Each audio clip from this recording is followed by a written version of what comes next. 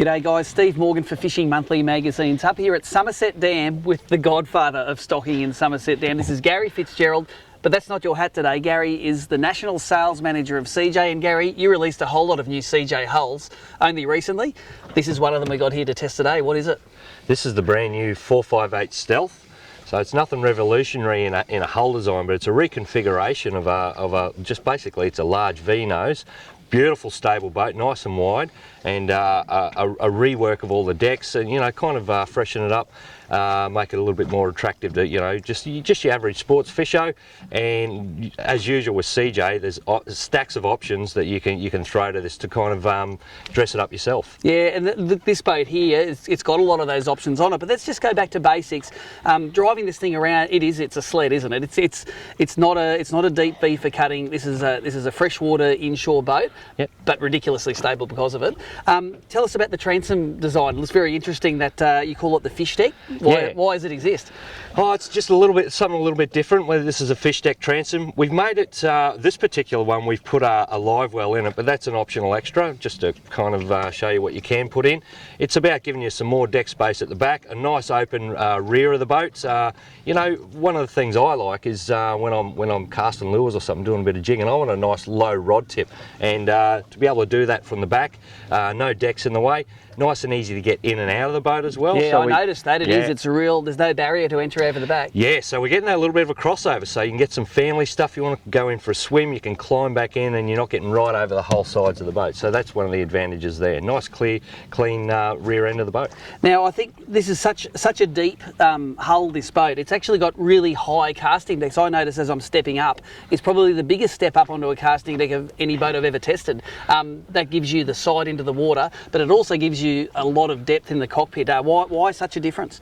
Well, we wanted the storage space. We've taken on some feedback. Good storage space. Yeah, massive storage space under there. Yep.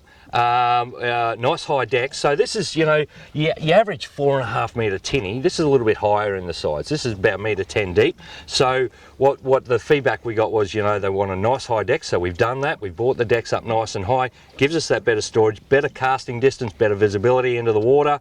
And, there's still a nice, really big cockpit in there, for when you want to cruise along, get the family down inside, in out of the wind a bit, and nice lower centre of gravity. Now, I noticed when we put this in this morning, it was on the new SeaJay C channel trailers. They would be pretty popular. They just don't hold water to get rusty, do they? Yeah, no, they're great. They're a really good concept. Good look, but outside of that, they're stronger than the average bear as well. So they've gone to a nice, real heavy section in the C section.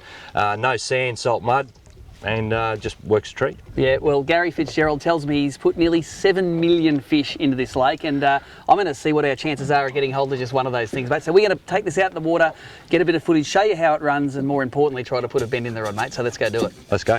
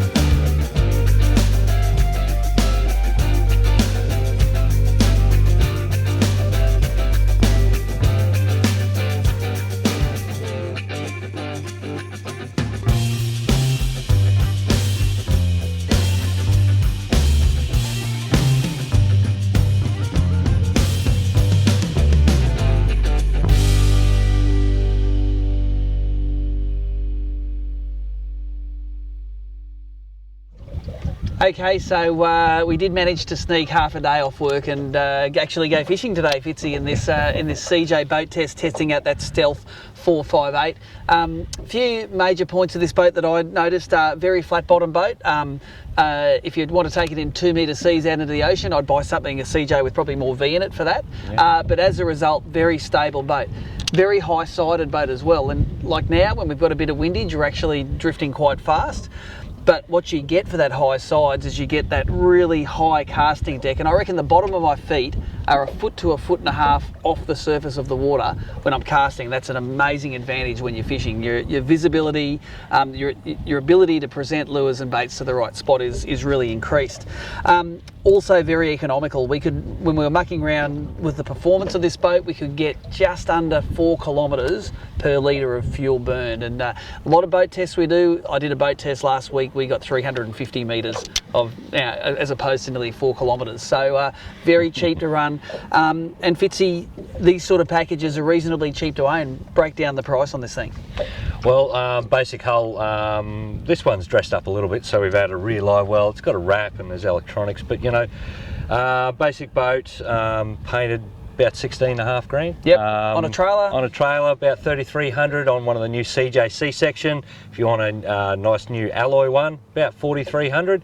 Then pick what brand of donk you want. This one we've got the 70 Yami on there, and your electronics package, and away you go. Yeah, so it's pretty important, I suppose, if you're looking at a boat like this, definitely get in one for a test drive, but see your local SeaJay dealer. Where can I find my local SeaJay dealer? All our dealers are on the SeaJay website, and that is seajayboats.com.au. And there's everything about all the existing models, new models, and all our dealer info's on there as well. On there. So you're on the web now. You might as well click through to the website and have a look. But for Fitzy and I think we're going to maybe try and fill this lifer with a few bass. Steve Morgan from Somerset Dam, checking out.